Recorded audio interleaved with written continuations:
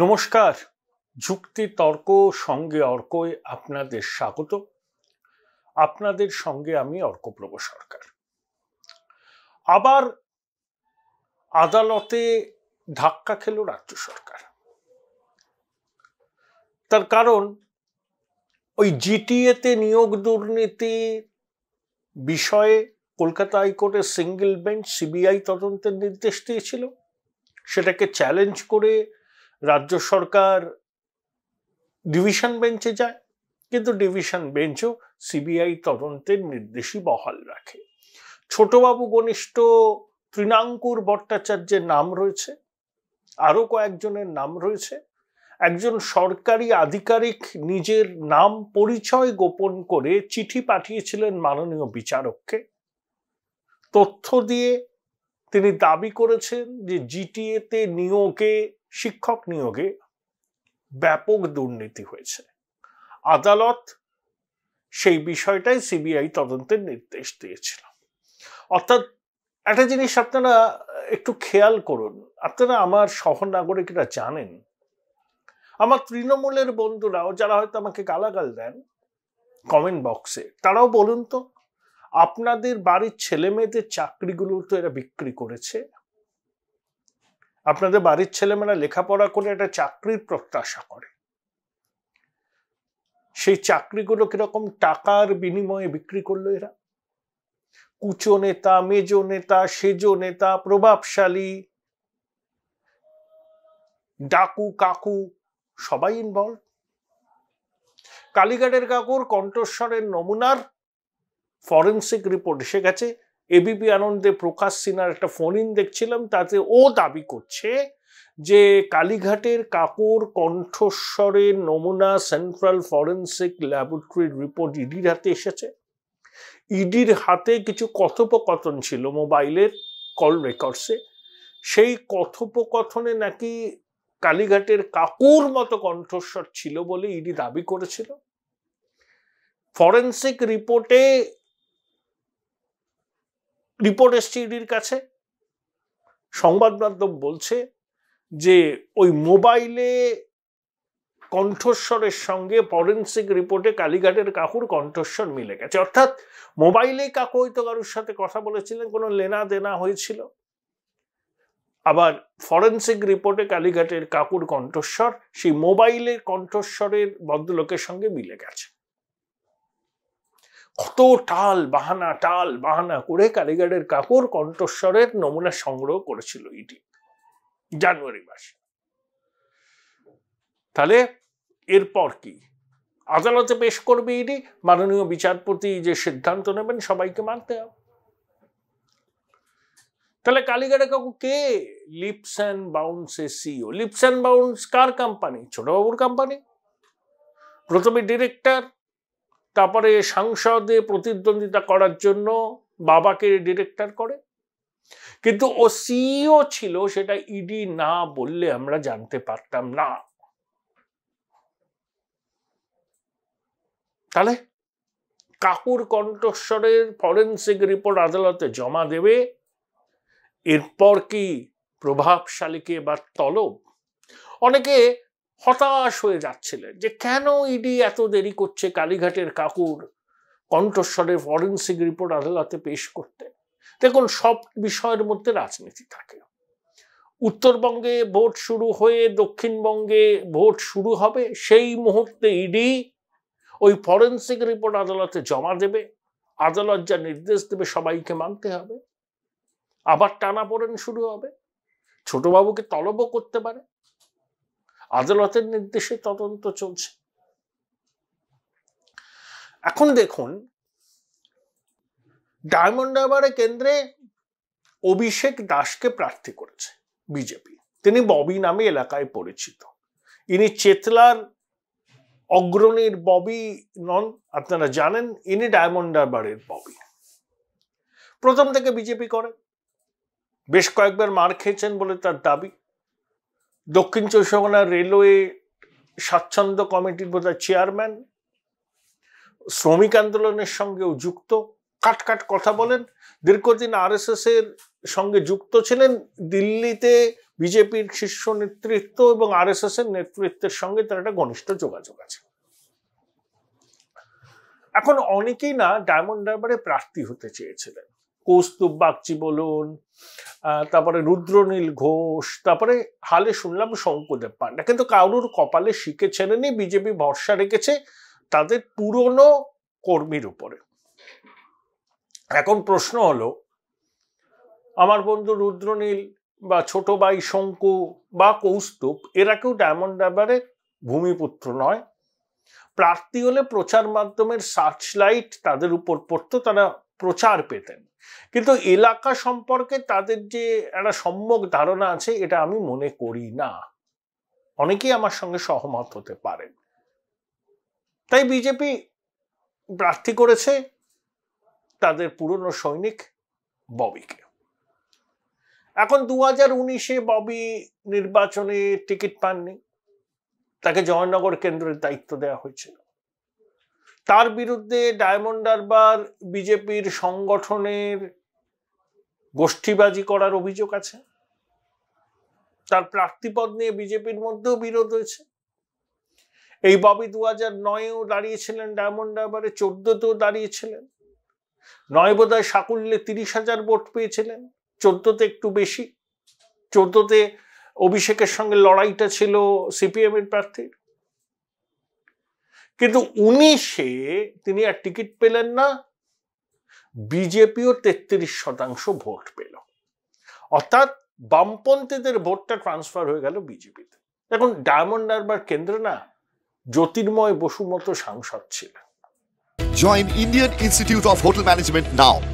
Right choice, right decision. তারপরে ওখানে অমল দত্ত সাংসদ হন, শ্রমিক লাহিড়ী সাংসদ হন। দীর্ঘদিন বামপন্থীরা ওই কেন্দ্রে জয়ী হয়েছে।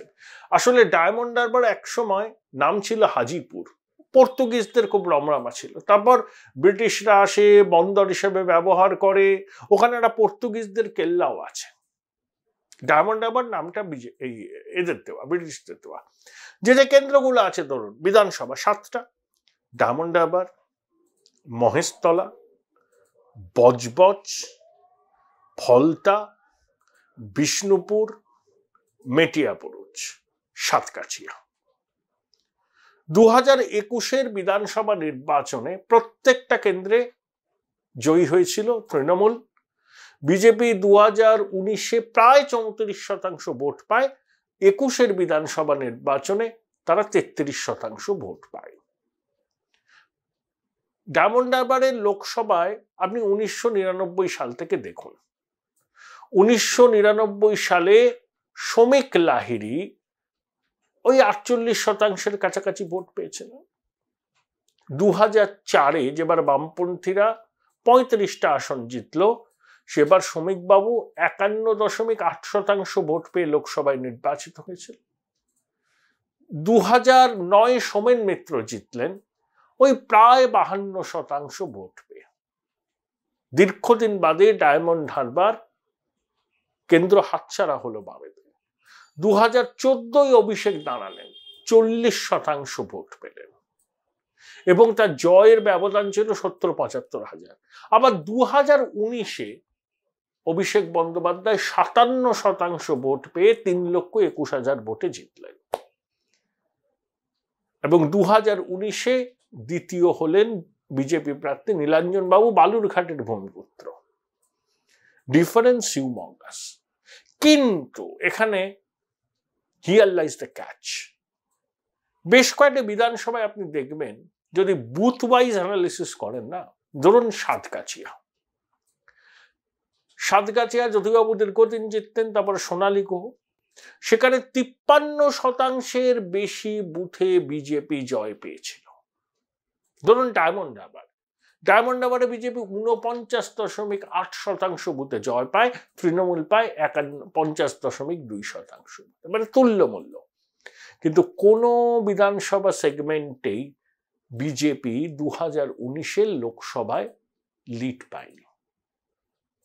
এটাই হচ্ছে কারণ। অর্থাৎ ধরুন সাতগাছিয়ায় বিজেপি 53%-এর বেশি বুথে এগিয়েছিল, তৃণমূল 46, শতাংশের একটু বেশি বুথে এগিয়েছিল, কিন্তু তৃণমূল যে বুথগুলোতে এগিয়েছিল সেখানে তাদের ব্যবধান এতটাই ছিল, বিজেপির জেতা বুথগুলো যে ব্যবধানে তারা জিতেছিল সেই ব্যবধানের থেকে অনেক বেশি।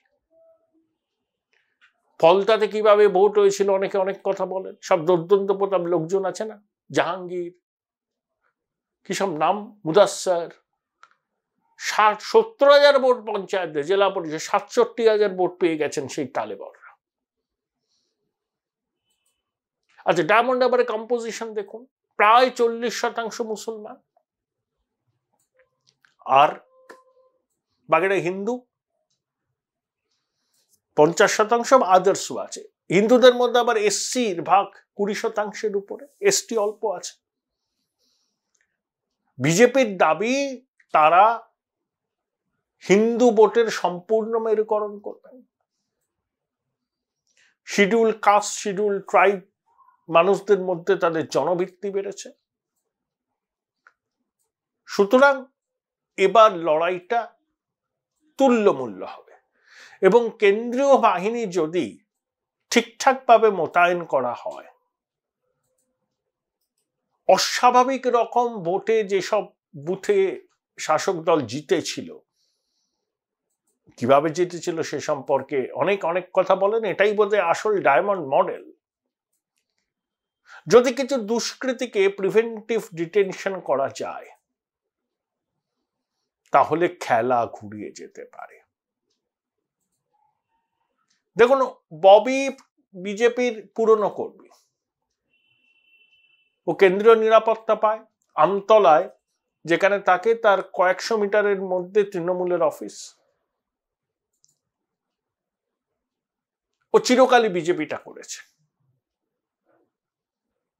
আমি একটা সাক্ষাৎকার শুনছিলাম, সেখানে ববি বলছে যে ডায়মন্ড হারবারকে অভিষেক মুক্ত করাই তার চ্যালেঞ্জ, সেটাতে কি সফল হবে। দাবি সে করতেই পারে, সফল হবে না ব্যর্থ হবে সেটা ভবিষ্যৎ বলবে, কিন্তু হাতের তালুর মতো ডায়মন্ড হারবার ও চেনে।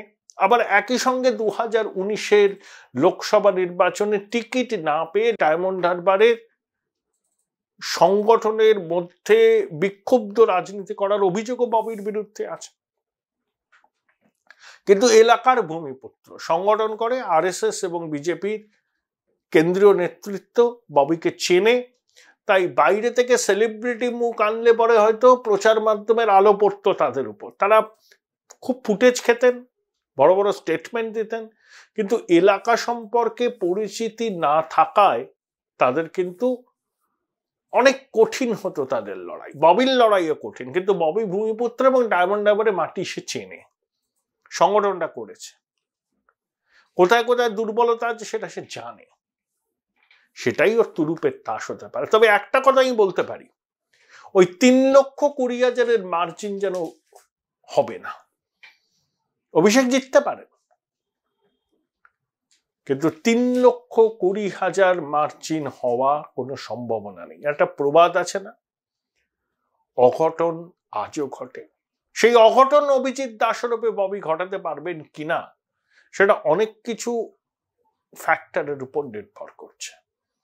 তাই অনেকে হাউতাশ করছেন যে কেন ববিকে টিকিট দেওয়া হলো, কেন তারকা প্রার্থীকে দেওয়া হলো না। ভূমিপুত্র পুরনো কর্মীর উপর ভরসা রেখে বিজেপি কোনো ভুল করে। প্রতীকুর রহমান আর মজনু লস্করও কিন্তু সংখ্যালঘু ভোট একটা টানবে। নওশাদ হলে হয়তো একটু বেশি হতো, কিন্তু নওশাদ প্রচারে আসবে। আবার নওশাদ প্রার্থী হলেও ডায়মন্ড হারবারের বাইরে বেরোতে পারতো না। এখন নওশাদ যাদবপুরেও প্রচার করবে, ডায়মন্ড হারবারের প্রচার করবে, শ্রীরামপুরেও প্রচার করবে। আমার মনে হয় নওশাদ খুব ভালো একটা পদক্ষেপ নিয়েছে। ওই শেষ করবো একই কথা বলে, ছোট বাবুর উপর চাপ কিন্তু বাড়ছে। কাকুর কণ্ঠস্বরের ফরেন্সিক রিপোর্ট চলে এসছে, আদালতে জমা হবে। জিটিএতে নিয়োগ দুর্নীতি সিবিআই তদন্তের নির্দেশ বহাল।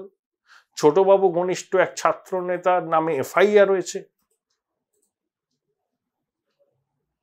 আর ববি ওরফে অভিজিৎ দাস কিন্তু 1 ইঞ্চি জমি বিনা যুদ্ধে অভিষেককে ছেড়ে দেবেন না। আর সর্বোপরি মোদি হাওয়া। দেখা যাক 1 জুন শেষ দফার ভোটে ডায়মন্ড হারবারে মানুষ কি রায় দেয়।